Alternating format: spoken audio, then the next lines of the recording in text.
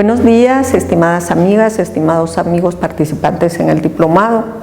Hoy vamos a tener la oportunidad de conocer de una manera panorámica el proceso de paz en Guatemala y los principales contenidos de los acuerdos de paz. Originalmente íbamos a conversar solamente acerca del origen del conflicto, pero consideramos adecuado presentar esta panorámica, ya que después van a tener la oportunidad con otro de nuestros conferencistas de conocer un poco más sobre el proceso de paz de manera más vivencial. Entonces esta es una exposición básicamente didáctica para dar a conocer pues tanto los orígenes como los antecedentes, los contenidos de los acuerdos de paz y algunos de los compromisos que se han cumplido satisfactoriamente. Vamos a iniciar entonces con algunas de las causas del conflicto armado interno. Originalmente este conflicto armado interno se produjo porque después de 10 años de un gobierno democrático que quería colocar a Guatemala en el mundo moderno del capitalismo a través de una transformación, este proceso fue interrumpido por una invasión que se produjo desde Honduras, que fue el Movimiento de Liberación Nacional. Al interrumpirse este proceso democrático que se llamó la Primavera Democrática y que duró 10 años de 1944 a 1954, quedó una gran frustración y un gran descontento en la población guatemalteca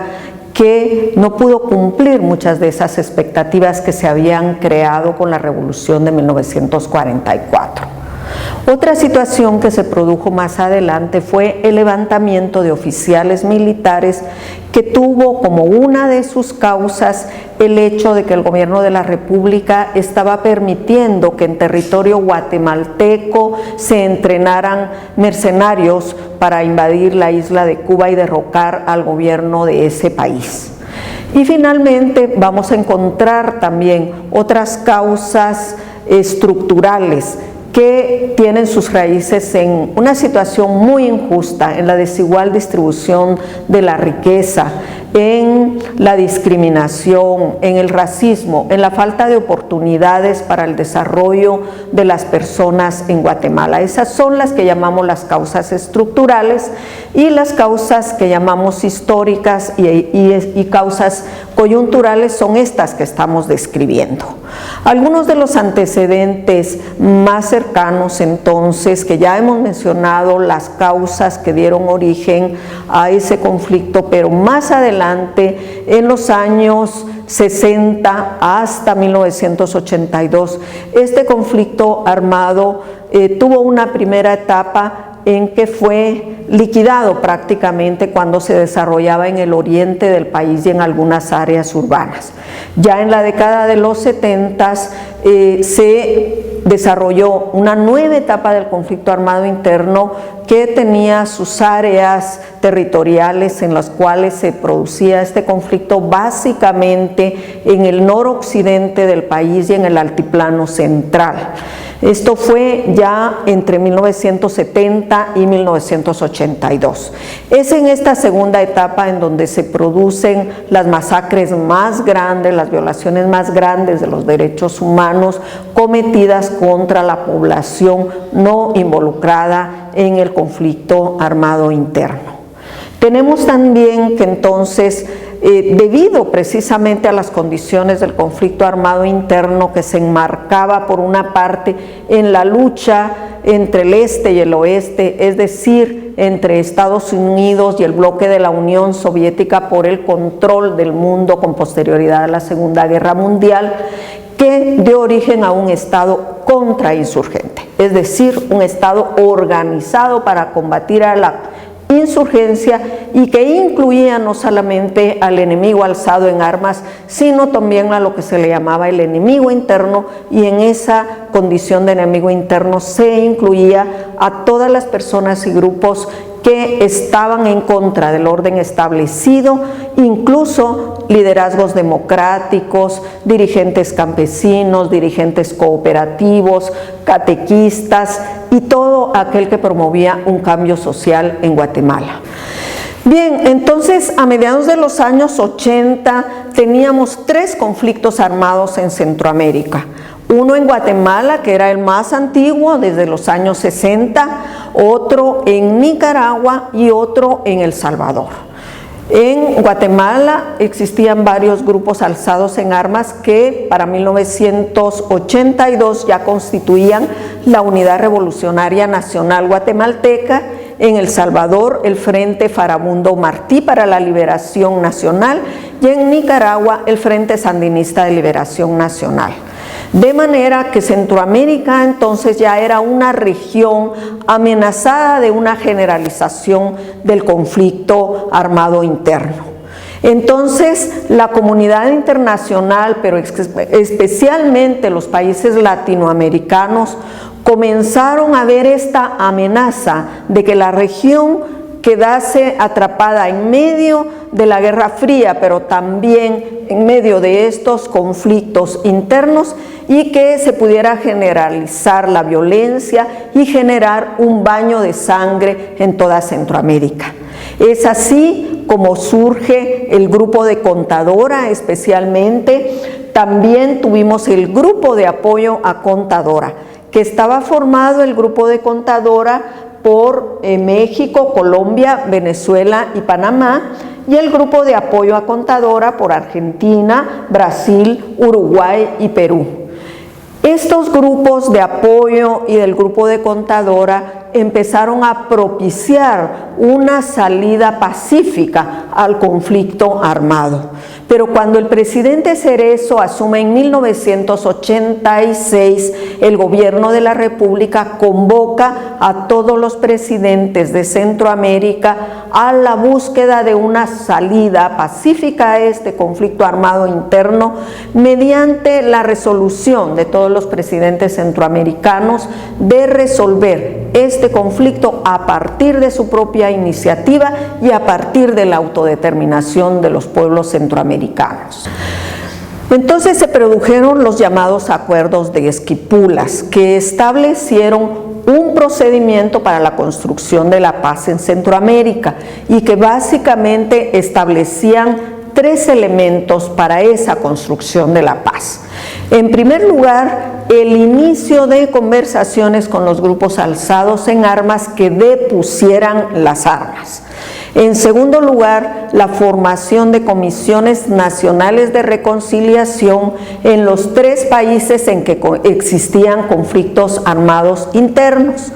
Y finalmente, la búsqueda de un diálogo nacional en cada uno de esos países que abordara las causas económicas y sociales del conflicto y que abordara también los problemas estratégicos para el desarrollo de cada uno de los países y de la región centroamericana. Entonces, como producto de estos acuerdos de Esquipulas, entre 1986 y 1990, cada uno de los países que tenía conflictos armados inició ese proceso de apertura democrática que incluía la búsqueda de una solución pacífica a sus conflictos. Y en Guatemala particularmente se conformó la Comisión Nacional de Reconciliación, se llamó a un diálogo nacional y se inició un proceso que se le llamó de aproximación indirecta de las partes, a través de la Comisión Nacional de Reconciliación,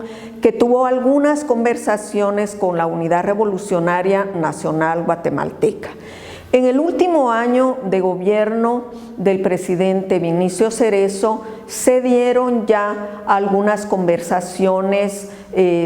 directas con la Unidad Revolucionaria Nacional Guatemalteca bilaterales. La primera de estas conversaciones se dio con los partidos políticos, después se dio una conversación con la empresa privada organizada en CACIF, otra con los grupos religiosos de todas las religiones principales de Guatemala, una con los grupos sindicales y populares, otra con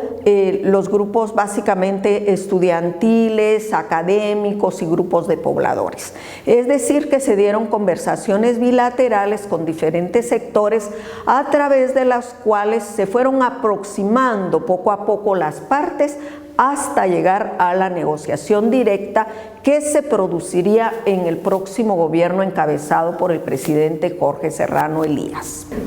Cuando finalmente se llega a través del Acuerdo de México a definir el temario de la negociación directa que se daría entre la URNG y el gobierno de Guatemala, se separaron los temas en temas sustantivos que tenían relación con las causas del conflicto armado y los llamados temas operativos que tenían relación con la forma en que se iba a terminar el conflicto, las condiciones en que los grupos alzados en armas debían desmovilizarse, reincorporarse a la vida política y las condiciones también para el propio cumplimiento operativo de los acuerdos de paz. Entonces esos temas sustantivos eran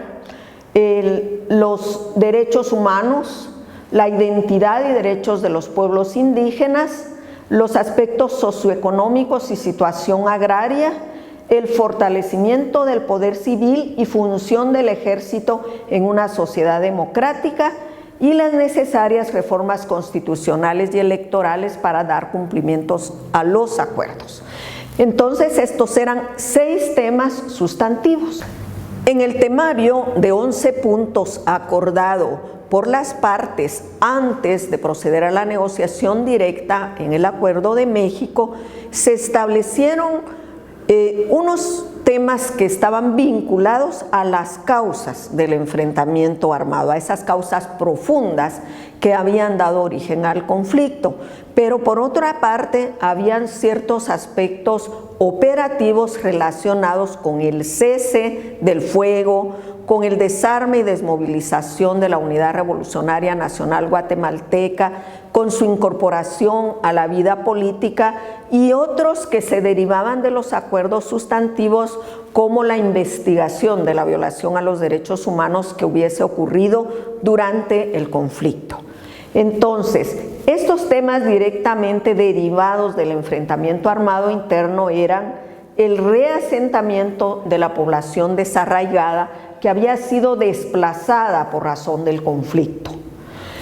La comisión del esclarecimiento de las violaciones a los derechos humanos que hubiesen ocurrido durante el conflicto, que incorporaría posteriormente el resarcimiento a esas víctimas. El acuerdo del cese al fuego y cómo se iba a producir la desmovilización y la incorporación de la URNG a la vida política. Por otro lado, tenemos los temas que le llamamos sustantivos, aquellos que habían causado como orígenes y raíces profundas el conflicto. Entre ellos, la violación a los derechos humanos a través de la discriminación, del racismo y la exclusión del desarrollo, la identidad y derechos de los pueblos indígenas, los aspectos socioeconómicos y la situación agraria, el fortalecimiento del poder civil y la función del ejército en una sociedad democrática y finalmente las reformas constitucionales y electorales derivadas de los acuerdos que debían ser sometidas posteriormente a un referéndum de la población. Entonces, sobre la base de esos ejes temáticos que hemos señalado anteriormente, había varios tipos de cambios o reformas que había que producir, que había que desarrollar, que había que acordar para dar cumplimiento a esos acuerdos. Y entonces vemos 4 categorías de cambios. En primer lugar, el cambio normativo, que implicaba la reforma constitucional y la reforma de varias leyes que estaba establecida en los acuerdos. En segundo lugar, había algunos aspectos en los acuerdos que implicaba el que el Estado tenía que desarrollar y que aprobar políticas públicas para atender esos aspectos que estaban señalados en los acuerdos. Por ejemplo, una política de desarrollo rural integral. Por ejemplo, una política de protección a los derechos humanos. Por ejemplo, políticas encaminadas a garantizar el acceso de las mujeres a participar en el desarrollo. pero también era necesario realizar algunos cambios institucionales, como por ejemplo el sustituir a la Policía Nacional, que de una manera había sido parte de la represión generalizada hacia la población, por una nueva Policía Nacional Civil. Así había nuevas instituciones que había que crear para precisamente dar cumplimiento a los acuerdos. Una nueva institución, por ejemplo, es la Defensoría de la Mujer Indígena, que era destinada a proteger y a promover el respeto y la promoción de los derechos de las mujeres indígenas y también a orientarlas y asesorarlas respecto a las violaciones de derechos humanos que generalmente las mujeres sufren más, no solamente por el hecho de ser mujeres, sino también por el hecho de ser mujeres indígenas. Existen otros cambios que son los llamados cambios socioculturales. Eso quiere decir, como dice la UNESCO en su declaración, que si la guerra nace en la mente de las personas, dice en la mente de los hombres, pero estamos hablando de las personas, si la guerra nace en la mente de las personas, la paz tiene que nacer también en el alma y en el corazón de las personas. Y para eso se requiere de cambios en la cultura. Y en ese sentido son cambios que llevan un poco más de tiempo y que no son responsabilidad solamente del Estado, sino que de la sociedad en su conjunto. Por ejemplo, para eliminar el racismo, para combatir la discriminación, no solamente el gobierno tiene que desarrollar políticas públicas e instituciones que garanticen el respeto a los derechos de todas las personas sin ninguna discriminación. Tenemos que cambiar también todas las personas en la sociedad. Y el primer lugar en donde se van cambiando esas formas de pensar y esas formas de actuar es en el hogar, en la familia. También tenemos que generar cambios en el trabajo, en la escuela, en el ámbito público. Es entonces pues que tiene que cambiar la cultura de la sociedad para que vayamos erradicando de nuestra forma de pensar y de nuestra forma de comportarnos la discriminación, el racismo, la exclusión del desarrollo hacia ciertas personas o ciertos sectores que no tienen las mismas oportunidades de participar en el desarrollo del país. Bien, amigas y amigos, llegamos al 29 de diciembre de 1996, el momento culminante con la firma de los acuerdos de paz. Entonces, las partes acordaron un cronograma de cumplimiento de estos acuerdos, que tenía varios periodos.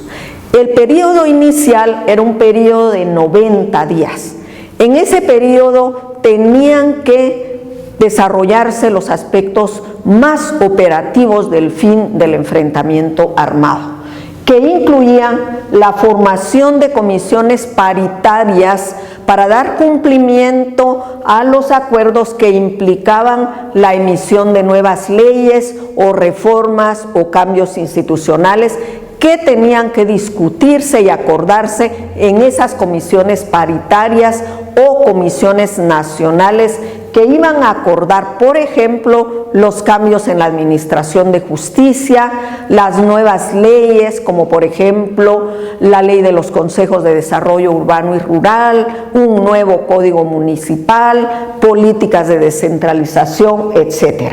Pero también en esos 90 días, además de formarse estas comisiones, la URNG tenía que desmovilizarse, asentarse en determinados territorios mientras se verificaba ese desarme, se hacía un censo de la población que se iba a desmovilizar y se definían los programas para su reinserción, tanto a la vida política a través de la formación de un partido político como a la vida económica y social al reasentarse y tener el derecho a recibir del Estado ciertos servicios y ciertos aportes para que pudieran desarrollarse. Entonces, básicamente, ese periodo de 90 días incluía esto, más la atención a las personas que habían retornado a Guatemala después de haber sido desplazadas en el conflicto armado interno.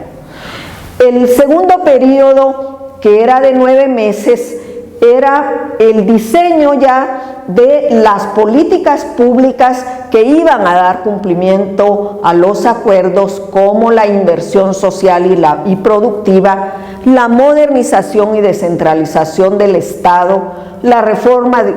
administrativa, la estrategia de desarrollo rural y el pacto fiscal.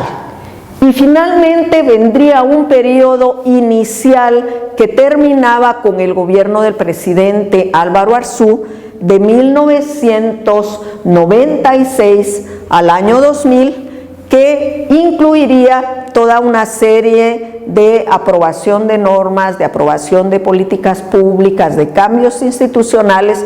y el inicio de la ejecución de esos programas y proyectos definidos en los acuerdos.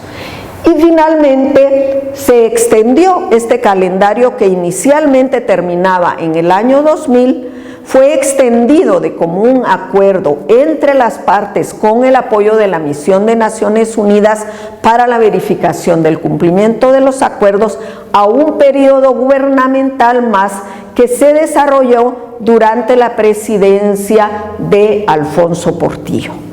Cuando concluyó el gobierno del presidente Alfonso Portillo, ya no se hizo una recalendarización, a pesar de que no se habían cumplido plenamente los acuerdos de paz.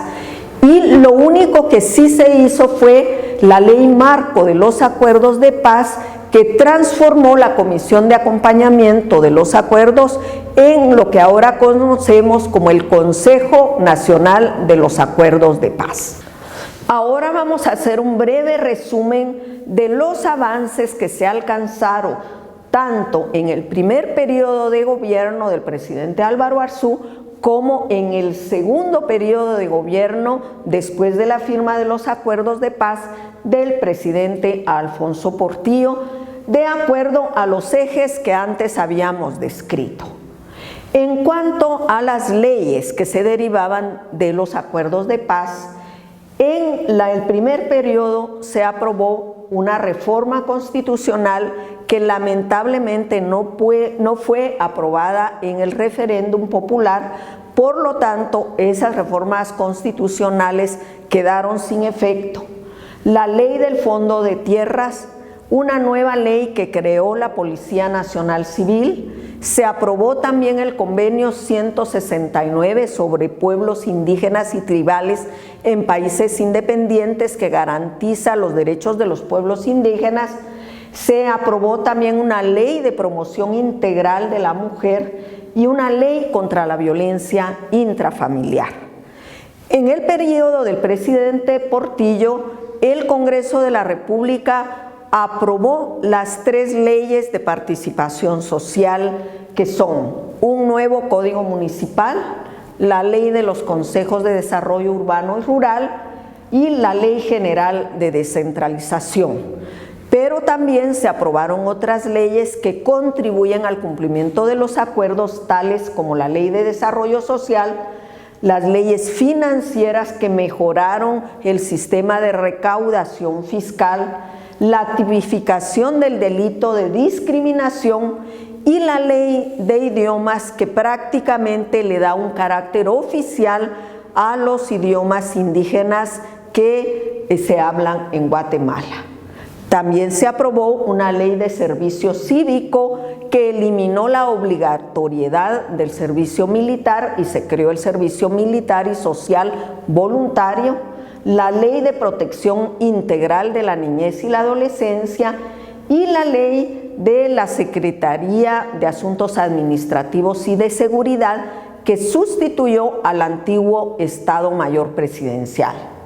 También hubo políticas públicas que se aprobaron en estos 2 periodos. Una reforma educativa que se enfatizó en la educación bilingüe e intercultural, el diseño de la política pública hacia las mujeres. También se diseñaron y se implementaron políticas públicas destinadas a extender la infraestructura. Se creó la Secretaría de Inteligencia y Seguridad y las políticas para el reasentamiento e incorporación de la población desplazada. En el segundo periodo se profundizó la reforma educativa, se amplió este sistema, se aprobó la política pública hacia las mujeres, la política de desarrollo social, la estrategia de reducción de la pobreza y se acordó en un diálogo y negociación con las organizaciones de derechos humanos el Programa Nacional de Resarcimiento. Y finalmente se elaboró también con participación de la sociedad civil el llamado Libro Blanco, que contenía la política pública de defensa.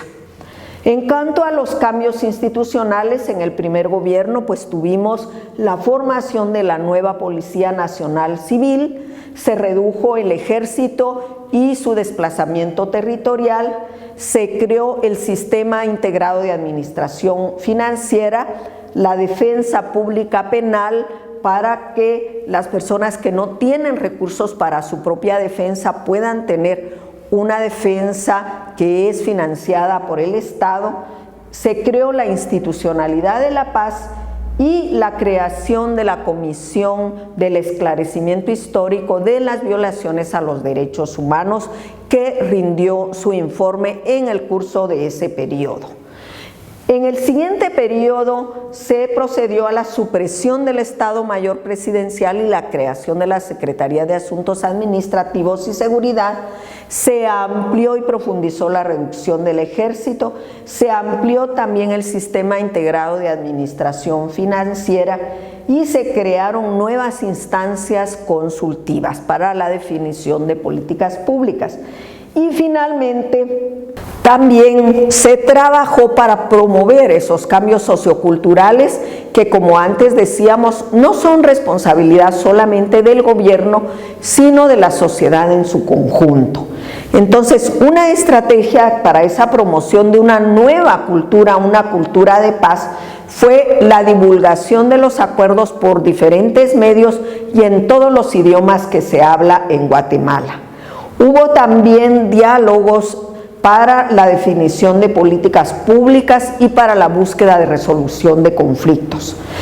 Y en el siguiente gobierno se crearon nuevos espacios de diálogo y también para la resolución de conflictos, como la Comisión Presidencial para la Resolución de Conflictos, que fue el antecedente de lo que después sería el Sistema Nacional de Diálogo Permanente y hoy en día es la Comisión Presidencial de Diálogo. Se hizo también una política para la prevención de linchamientos que estaban ocurriendo ya en muchos casos, en muchos lugares del país, y se procedió al otorgamiento de frecuencias radiales y de televisión a la Academia de Lenguas Mayas. Por ejemplo, se le otorgó la frecuencia de televisión que antes tenía el Ejército de Guatemala y se abrió la posibilidad de nuevas frecuencias. Lamentablemente el Congreso no aprobó una ley que asignaría ciertas frecuencias radiales a las radios comunitarias. Bien, entonces estamos arribando ya a algunas de nuestras conclusiones de todo este proceso de paz. Hemos hasta ahora revisado cuáles fueron las causas estructurales, las raíces del conflicto, también los acontecimientos que llevaron al levantamiento militar primero y luego a la creación de un movimiento insurgente que finalmente se consolidó en la creación de la Unidad Revolucionaria Nacional Guatemalteca. Hemos visto las diferentes etapas del proceso de paz y cómo la comunidad internacional apoyó muy de cerca este proceso de paz. Hemos visto los principales elementos de los acuerdos. Ahora vamos a concluir definiendo algunos de los elementos que nos permiten encontrar algunas lecciones, algunos aprendizajes de este proceso de paz que pueden ser muy útiles especialmente para nuestros amigos y amigos de Colombia. Porque en este momento en que ya se ha arribado a la suscripción del acuerdo de paz en Colombia, seguramente van a enfrentar, como ya hemos enfrentado en Guatemala, muchos desafíos para el cumplimiento de los acuerdos. Entonces, esos aprendizajes podemos identificarlos de la siguiente manera. En primer lugar, vemos que la transición democrática, es decir, el restablecimiento de gobiernos democráticamente electos en Centroamérica, después de décadas muy prolongadas de dictaduras autoritarias en Centroamérica, fueron las que crearon las condiciones para que los propios pueblos y sus gobernantes tomaran en sus manos no solamente el proceso de democratización, sino también el proceso de construcción de la paz, con instancias gubernamentales, pero también con mecanismos para la participación de la sociedad civil. Por otro lado, la exclusión de los partidos políticos, esto es muy importante, porque en la última fase de la negociación,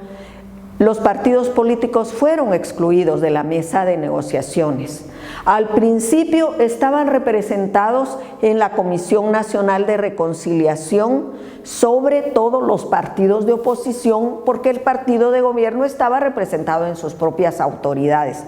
Pero en la fase final de la negociación, en la discusión sustantiva de los acuerdos, no se tomó en cuenta a los partidos políticos. Entonces esto causó un gran retraso en la aprobación de leyes en el Congreso de la República, porque los partidos políticos no se sentían responsables de dar cumplimiento estricto y rápido, dinámico a los acuerdos, porque no habían estado involucrados en la negociación de esos aspectos sustantivos.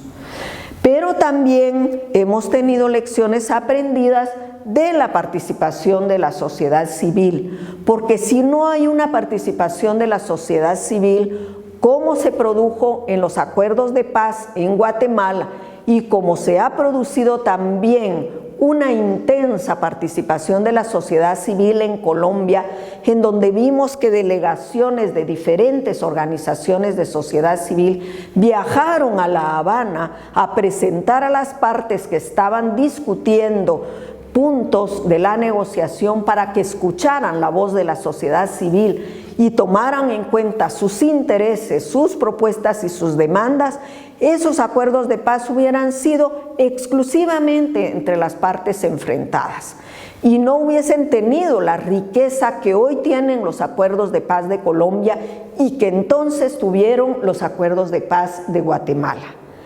Y finalmente, sí tiene que valorarse hasta qué punto es importante definir tan en detalle los temas sustantivos de los acuerdos de paz, es decir, la agenda de desarrollo de los acuerdos de paz, porque la sociedad evoluciona y muchas veces la agenda que era prioritaria en el momento de la firma de los acuerdos ya no lo es 10 años después o 20 años después, como en el caso de los acuerdos de paz de Guatemala.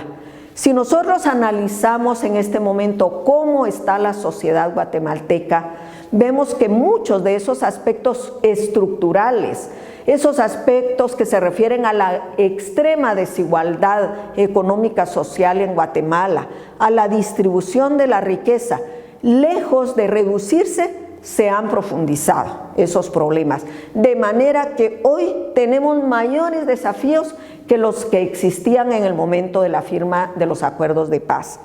Vemos también que nuevas dinámicas de violencia y conflictividad social se presentan hoy en Guatemala. Vemos nuevas violencias. Ya no existe la violencia de tipo ideológico, pero hoy en día vemos la violencia que se genera en las ciudades, en los ámbitos urbanos, en donde, por ejemplo, la violencia juvenil asume diferentes formas, como por ejemplo el involucramiento de jóvenes en las pandillas. Vemos también la evolución del crimen organizado, del narcotráfico, de la trata de personas, que en ese momento en que se firmaron los acuerdos de paz no tenían la magnitud que hoy tienen. Y si nos referimos a la conflictividad social, vemos hoy en Guatemala una conflictividad exacerbada, sobre todo en cuanto a la explotación de los recursos naturales, de la minería, de los proyectos energéticos, de los megaproyectos, de las empresas que explotan la tierra, por ejemplo, lo que se llama los megacultivos. Entonces, todas estas dinámicas y estos problemas no estaban presentes en 1996 y hoy, para construir la paz en Guatemala, se tiene que enfrentar estas nuevas dinámicas, pero al mismo tiempo tenemos que enfrentar los problemas no resueltos de la conflictividad socioeconómica y de esas raíces estructurales que estaban en el conflicto armado interno y que lamentablemente no las hemos podido abordar todos los actores de la sociedad con responsabilidad, pero sobre todo con un profundo sentido de justicia social. Es así pues, amigas y amigos, que yo ahora les doy las gracias por su atención. Ustedes van a tener oportunidad de presentar sus interrogantes, de deliberar entre ustedes aquellos y aquellas que están en la modalidad presencial, y pues esperamos que haya sido de su interés esta conferencia y les invito desde ya a participar con mucho interés en el diálogo y en la próxima conferencia. Muchísimas gracias, buenos días a todas y a todos.